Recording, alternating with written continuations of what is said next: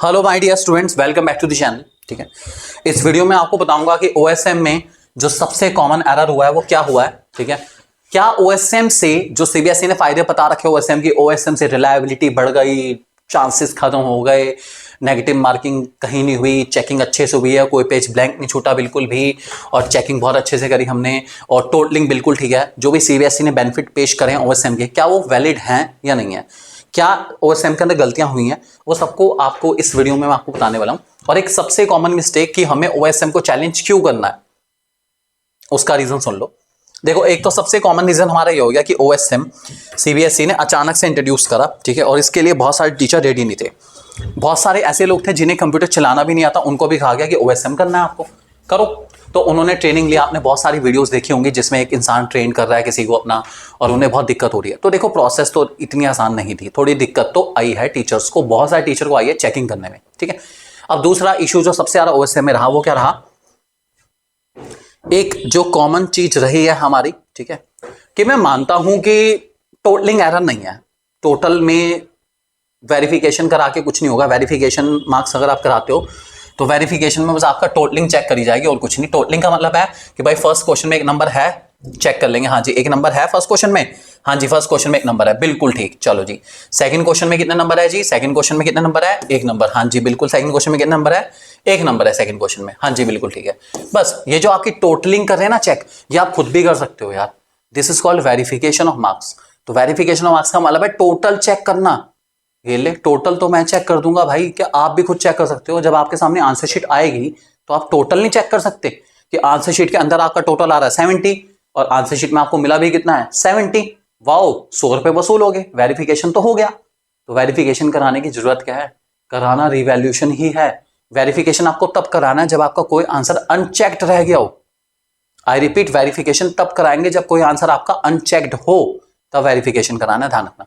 Generally कोई answer आपका unchecked नहीं होगा, क्योंकि सीबीएसई के इस प्रोसेस में ओएसएम के अंदर अनचेक्ड रहने के चांसेस थोड़े कम है, क्योंकि हमें हर एक पेज पे नोटेशन देना था, एनोटेशन मोड ऑन था, कुछ ना कुछ लिखना है, कुछ ना कुछ मार्क देना है, तो जनरली इसके चांसेस थोड़े से कम है।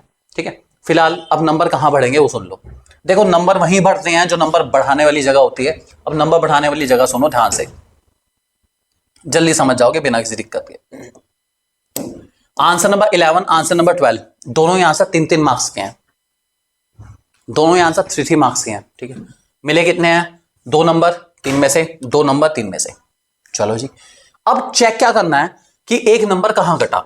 चलो जी एक बार देखते हैं। यहां पर जैसे एग्जांपल है, सब्जेक्ट का एग्जांपल ले रहा हूं, खैर कुछ नहीं है। ठीक है, यहां पे 3 प्रिकॉशन लिखी गई थी national income by expenditure method की। पहले प्रिकॉशन पे एक नंबर मिल गया, दूसरी प्रिकॉशन पे एक नंबर मिल गया, तीसरी प्रिकॉशन इनके हिसाब से गलत है कि कैपिटल लॉस नहीं आता, ठीक है, डेप्रिसिएशन में।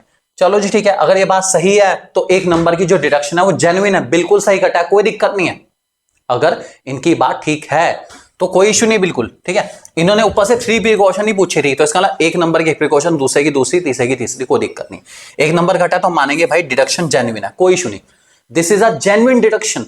जितने नंबर कटे हैं वो बिल्कुल जेन्युइन कटे हैं, कोई इशू नहीं है नंबर काटने में। ठीक है, लेकिन मान लीजिए अगला क्वेश्चन है क्वेश्चन नंबर 2, 12 वाला। ठीक है, इसमें भी कुछ मार्क्स कटे हुए हैं हमारे। ठीक है, इसमें भी कुछ मार्क्स कटे हुए हैं हमारे। ठीक है, अब इसमें भी यही है, अगर यहां पर हमें मिल रहे हैं कि भाई फॉरेन ट्रेड है, एक्सपोर्ट है, इंपोर्ट है, इन वजहों से नंबर बढ़ते हैं हमारे, या हम कह सकते हैं कि भाई इन वजहों से हमारा जो इंक्रीज होना है नंबर, तो अगर यहां पर आपके सामने जो पॉइंट मेंशन करे गए हैं वो एक्यूरेट है तो नंबर कटना नहीं चाहिए ना, बस फर्क ही है और कुछ नहीं। आपको यही जज करना है, और ये जजमेंट के लिए आपको मार्किंग स्कीम का यूज करना पड़ेगा। अब जैसे 13 क्वेश्चन 4 मार्क का था, 4 में से 4 मिले हैं, तो इसको चैलेंज क्यों करना। ये 14 क्वेश्चन मेरा 2 नंबर मिले हैं मुझे। ठीक है, अब इसमें क्या है, मान लीजिए बच्चे ने सही लिखा है कि ये है अपना पूरा पूरा, जैसे एग्जांपल ले रहे हैं, ये सही है बिल्कुल, ये सही है, और मीनिंग भी ठीक है, बिल्कुल एक्यूरेट है। ठीक है, सब कुछ सही लिखा है बच्चे ने। ठीक है, अब यहां पे नंबर मिले हैं कितने, 2, जबकि इसमें कितने मिलने चाहिए, 4 नंबर का है, 2 क्वेश्चन नंबर मिले हैं मुझे, क्यों मिले हैं 2, मुझे मिलने कितने चाहिए, 4 मिलने चाहिए। तो मैं ऐसे क्वेश्चन को चैलेंज करूंगा। मेक श्योर जब भी आप क्वेश्चन को चैलेंज करें, जो भी क्वेश्चन आप चैलेंज करें उसको बहुत इन डेप्थ में पढ़ें, बहुत ज्यादा गहराई में उतरें, और मार्किंग स्कीम से उस क्वेश्चन को जरूर टैली करें।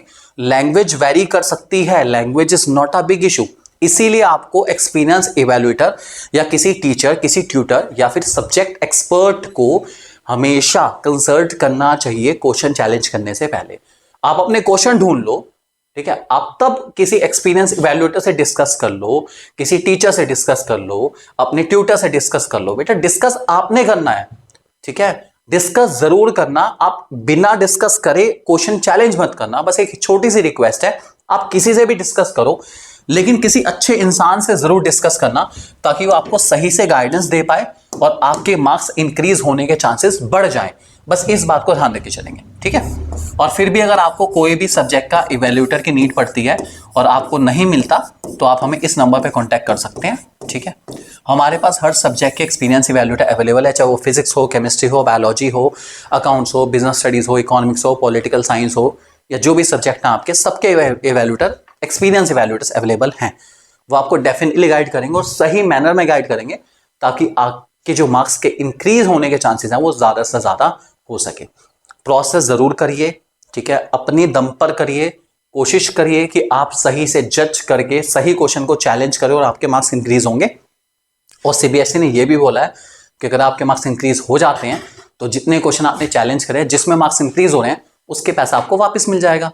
तो इट्स गुड, बढ़िया। अगर आपको अपने पर भरोसा है, अगर खुद पे है यकीन, तो डरना किस बात का। करो खुद पे यकीन और चलो प्रोसेस में। अपने नंबर बढ़वाने की जगह यार जरूर बढ़वाएंगे, डोंट वरी। तो जैसे इस बार के डिडक्शंस हुए हैं, मार्क्स में चेंज है, सीबीएसई ने बहुत ज्यादा वेरिएशंस हैं, just go for this process right now.